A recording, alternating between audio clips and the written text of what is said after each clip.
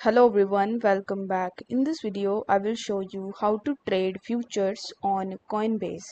So in order to do it, you first need to come to coinbase.com. So in the web browser of your choice, you just have to type this URL that says coinbase.com/advanced trade. Once done, you will be landed on this type of page where you will be able to see the Coinbase advanced features like spot, futures, perpetuals, API and etc. So here you need to click on the futures and then it will show you the perks and benefits of trading futures on Coinbase. Over here, in order to get started with it, you need to click on the get started option and then you need to click on sign in. After that, you need to provide your email address and your password, and you simply need to sign in into your account. You can even click on the explore futures trading, and over here you will be able to see this advanced feature by Coinbase. So this is the setup for futures.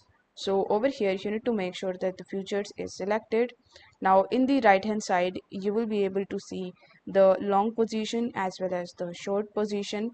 Here you can set the limit price and then enter the amount. After that, with the help of your own future trading skills, you can start using the futures option on coinbase.com. I hope this video was helpful, and if it was, then don't forget to like the video and subscribe to the channel. Thank you so much for watching.